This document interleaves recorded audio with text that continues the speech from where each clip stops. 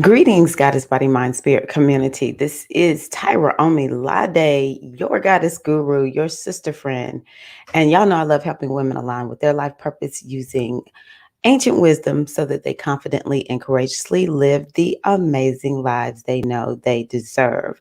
Why am I making this video? It is because I am noticing a pattern, and I really do believe it's something that we all need to begin to become more aware of. This is the pattern of conversations that perhaps are leading us nowhere, but it seems like it's very productive conversation. But when we really think about it, in the end, we don't profit. We don't profit at all from it. So yeah, I we're at the recording of this video. We are in Mercury retrograde in Gemini, and we're on the verge of an eclipse that is going to happen in Gemini. And we already know that we're in a time that is, I have to take something. There's something flashing on my computer, so y'all just pardon me for a minute. I need to take this off because it's distracting me. But we already know that we have moved more deeply into this information age. So what's important is for us to read, as we say, read the room and understand what is this time really about. And I am noticing, and this is something that I picked up years ago. I talked about it recently on a video where I realized how much, say for instance, because my thing is this, let me just, before I move forward, my position is we are powerful beyond measure. And though there are actors, and it's no labeling of anything or anyone in particular, I'm just saying, though there are energies that are working, people, situations, or whatever, that are doing their thing, in the end, we must say, I get to choose how I am going to engage this thing. I get to choose what it is I'm going to do, say, feel, think, whatever about this, okay? And so I'll start off by saying the media, which if you work in the media, I love the media when the media is doing good work. Okay. So the media has a way of controlling the narrative. Now, I'm not talking about any one group of people, okay? Because at the end of the day, it doesn't matter what your ethnicity, your nationality, your gender, whatever the labels are that you wear. This is everybody is doing this. Nobody is above this. Okay. So the best thing we can do is just say, I need to note this pattern and see how am I interacting with it. So the media has a way of controlling so many narratives, and the media will make us think that we are having a productive conversation, and we are not. It's actually a distraction. And so, what I like talking about when it comes to Gemini is this energy from the Ifa tradition, called, which is a tradition out of Nigeria, and it is called Ifa. The name of this energy from Ifa, it is, you could consider it to be a deity, is called Eshu. Another name is Alegba, Alegwa, Papa Legba. It's different names that this goes by. If you've ever seen that story where sometimes we see it in where children are being taught, where there's two friends, they work on opposite sides of the road. Some man passed through. One side of the face was one color, the other side of the face was another color because he had on a mask or some paint or something like that. And they end up arguing and bickering because they're like, one is saying, no, on this side, he could see black. No, this person's face was black. And on this side, the face was red. No, the face was red. Like, they're bickering and arguing. And at the end of the day, both of them were right. Like, it was true what they saw. But what does Alekba do? Alekba will come through and throw a wrench in the situation, will create a situation where it, to a certain degree, reveals to that individual who they are. That's how I see the trickery. This is another energy. You think about the coyote, the trickster energy. That's this energy. Mercury, Gemini, it is known for trickster, doing doing things to kind of trick people and have fun. And it's like a quick lesson that you learn or whatever. So this energy of the trickster, oftentimes it is definitely in the form of the media, but it will come through in different ways in our lives. But one of the ways I am noticing is through conversation. Allegra is coming through, dropping, something, some news story or some point of view or whatever. And the next thing you know, folks that never argue with each other, they're all arguing, right? This side is ticked off with the one on this side. No one is even coming to an understanding, right? We're just all showing what it is we think. We're all what's being revealed about us is where we are in our evolution and our growth and our development. And so, like I said, years ago, I realized there was a news story that came out about a young man and his mom that took off. And it was in light of a Black man who had been killed by the police. This story blew up so much that nobody was talking about the Black man that was killed by the police. They were just talking about this mama and this son of hers that she got, she was witnessed on camera beating him to get off the street. She saw him on TV out rioting. I'm not going to say he was looting. Maybe we could just say protesting is probably the better word. But I do remember this was like one of the first ones that was like really getting a lot of coverage because people were just really fed up with their experience. Anyway, that's neither here nor there. It was a lot of attention that was brought. And so he's out in the street protesting is what I'll say.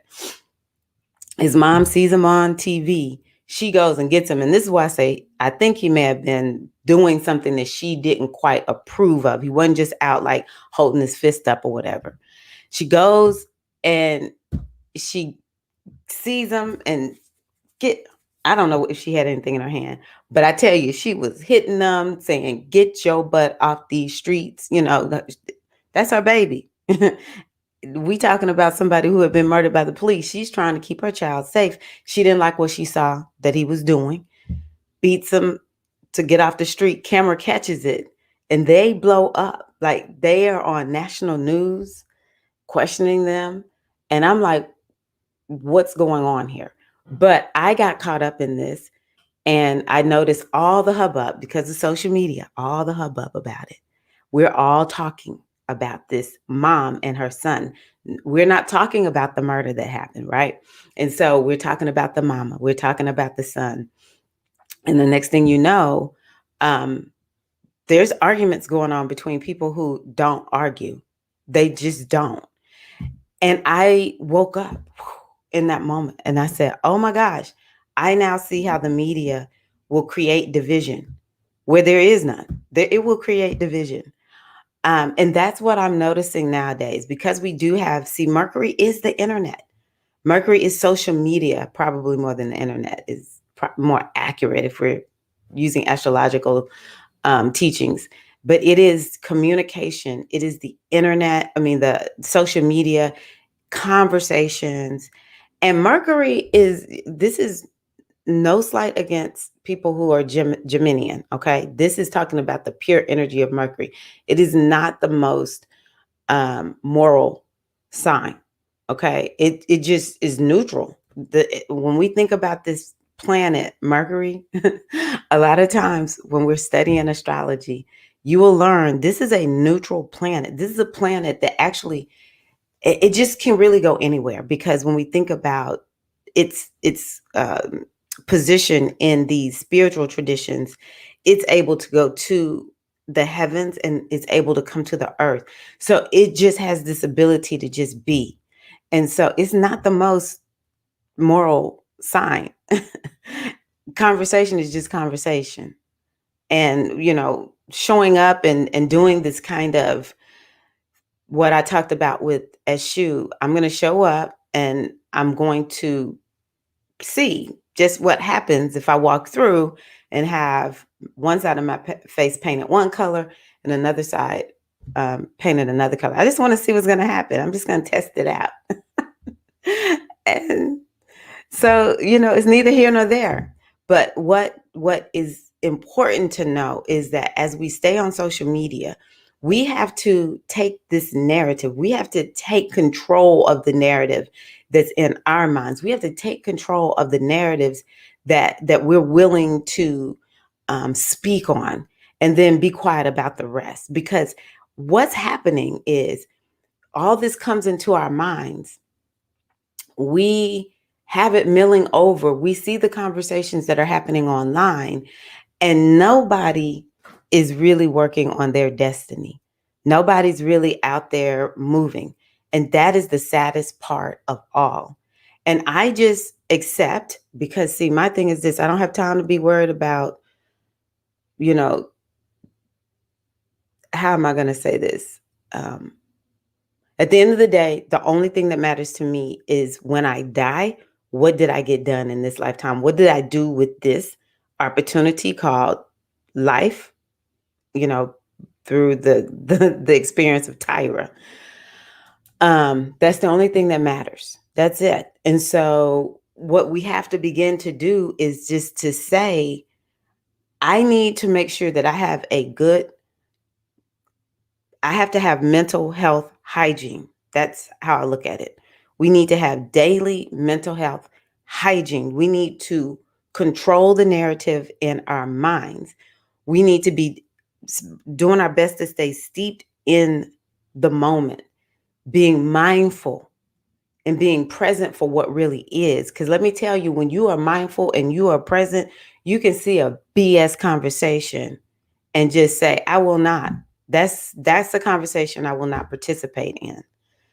And it doesn't matter if maybe initially I got caught up in the conversation, but now I see this is a BS conversation. I'm not going to be a part of this. Or this is a conversation that does not lead to anything meaningful in my life as I see it. Everyone's free to keep going if they want, but I will not participate in this particular conversation. Because at the end of the day, so many of the conversations that we find ourselves in, when we look at how did this get me further along my spiritual growth and evolution path? Or how did this conversation help, a cause that I believe in today? Did it? These are things I have been working on with myself for years. It's like, is this conversation really making a difference? Or is it just giving me a moment of high?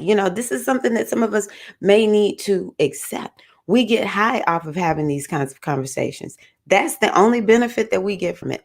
It's a rush. It's a high. But when we stay clear about what it is that we value, and when we think about when I die, like if I die today, would this be a conversation I would be happy with having on my last day here on the face of this planet? Would I be happy with this? We have to ask ourselves this. If the answer is no to that conversation, then it's like a conversation that I don't need to have. Are your conversations bringing you peace? Or are they bringing you problems? Do they bring peril? Peace or peril? Ask yourself, when you're having these conversations, is your mind calm afterwards? Or is it racing and making you feel edgy? These are the kinds of things that we need to keep at the top of our minds. And the other piece that I will offer to you is that when you begin to say, I am controlling the conversations that I'm having, and I'm only going to participate in ones that edify me and take me further down the path of my spiritual growth and evolution, or towards my goal, whatever it is a little lonely. And this is how we oftentimes can find ourselves falling back into certain conversations. But after a while, you do get used to just, just being like, well, guess I'll just have a conversation with myself or have a conversation with the ancestors or, with my my favorite goddess, whatever. Maybe when we don't have all these conversations, we'll pick up a book and read and get our minds where we move from having chatter to having a philosophy, move from having all these runaway racing thoughts go through with being able to see the big picture and not be moved to and fro by everything that we see going on out in society. I do encourage you all to get on top of this today. I encourage you to get on top of this today because this is not going away. This social media conversation, the way that and it's always been around, don't get me wrong. It's just so much easier to be privy to these conversations because people put so much out there. And there are so many people whose sole purpose is to just start some mess. You know what? I'll tell y'all. I used to go get my hair done with this lady when I lived in Atlanta. And, when you go to a place, she did hair in a barbershop. I don't know what she did, but she did. She wasn't a beauty shop at one point, but then she moved and she was in this place. It was two other dudes that I remember being in there. And I began to notice the conversations could get so heated and it didn't even take much to get things going. And it just sort of became fun to me. I would go in to get my hair done. I was a young 20 something. And I'd go in and I would just think of some topic I wanted to put out just to see what what would they say? What would they do? Is this a topic that's going to get them going? I would walk out. They wouldn't even notice I was gone. She would be done with my hair. They still talking about it. I would just be cracking up. So it's always been around. And I'm not even, I'm guilty. I'm very guilty. However, now that I'm watching, like, okay, what keeps me from progressing? What helps me to progress? Watching what I'm talking about, watching who I'm talking to, being cautious of the conversations that I'm having, even the ones that I'm listening to. I think I'll tell y'all this. I was just about to say, I think being observant is one of the best things we can do because it lets me know, how the double Dutch jump rope lets me know, do I want to take the time to jump into this mess or not? But I live with people who are not big talkers. They are listeners. When they're in a place, they're just listening. And so it's taught me to be more like that. Show up and don't talk a lot, even though people will egg me on because I have the gift of gab. My biggest thing is let me talk about something that's meaningful though. But I have learned how to just show up in a scene and just listen. And when you do that, it teaches you so much about the people in the room. It teaches you about whether or not this conversation is beneficial or not. It allows me to begin to just look at myself when I'm taking the time to listen to what's being said. It gives me an opportunity to survey myself. And I don't always feel I don't always feel the need to say something. Is one of the reasons why it has taken me a long time to be consistent. Because my thing is, why am I going to go on and just talk for the sake of talking? I'm not going to do that. But I'd rather come on here and talk about what I'm talking about than to not bring what I have to the conversation, because the only thing I want to bring is enlightenment, empowerment. I want to help the sisters and any of the brothers who are watching. I want to help you all walk more confidently in your destiny, in your purpose, to avoid getting distracted by all of this mess. Now, this is the last thing I'm gonna put out here before I end this video, is for some of us, getting caught up in these conversations is what we do as a form of self-protection. They feel productive. It feels like we're doing something good. But honestly, it's just, I'm scared to do what I was called to do. So here's an easy conversation to have. And so I'm going to do it, whether it's online or in person, because let me tell you, the ones in persons, those sometimes are the most insidious ones that we can have. But they it's like I'm scared to do what I'm here to do. I'm scared to move in that direction. I'm not quite sure if I can do it. The pain, the thought of it failing is so painful that I'd rather sit and have a conversation that is it seems like it's productive. Maybe I feel like I'm listening to a friend and gonna help her out when actually, it's like, no, I'm only involved in this conversation just because I'm scared to go for what I really want in my life. But I offer to you the conversations that we have, the the focus that we put out. It's called our ashe. Ashe. Ashe.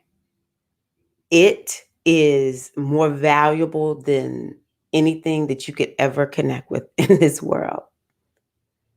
And so the question is, would you prefer to put your ashe, your focus, your life force energy? I didn't give y'all that part.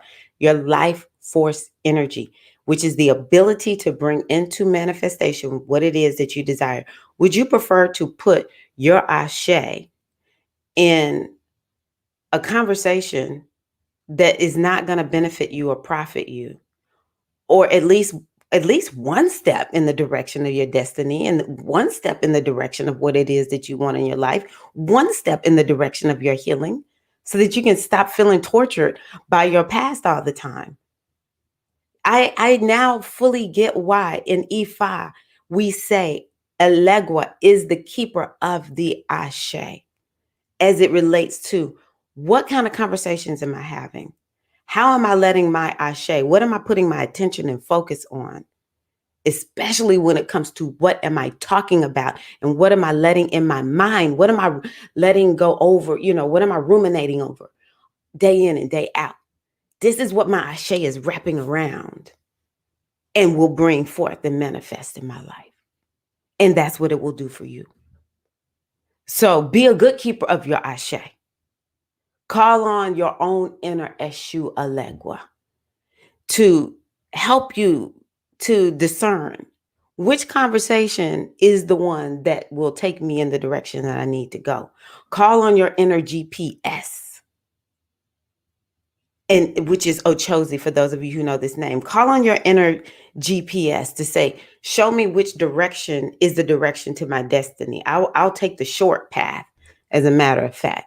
And the way I'll do that is I will begin to monitor the conversations that I have. I will begin to monitor the conversations that I have in my mind. I will begin to monitor what I'm allowing in and, letting it marinate. I will begin to control that so that I am certain that whatever's there is good. It is bringing me spiritual and emotional, mental nourishment, even for the body, even for the body. And so don't let yourself run a game on you. Okay. Don't let yourself run a game on you. Be cautious of all these discussions out here. When you find yourself talking about a discussion that is not going to do anything for your life, it puts no extra money in your checking account. It doesn't bring health into your body. It doesn't bring love into your life. Then just go on ahead and say, this is a no, goodbye. Put some mental health hygiene practices in place. And remember, your cold hard cash is your ashe. Your cold hard cash is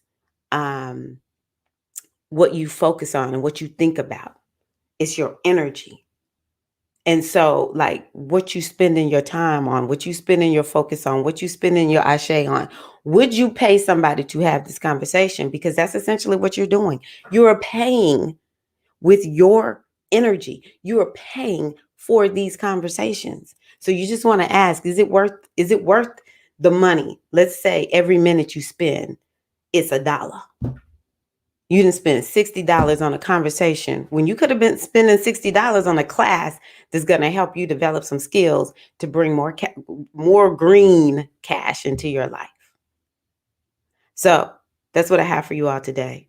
Hope that it is edifying to you. I hope that this conversation has been worth the almost 25 minutes that I have spent talking to you about it. This is Tara Omilade, and I am wishing you an amazing Geminian time.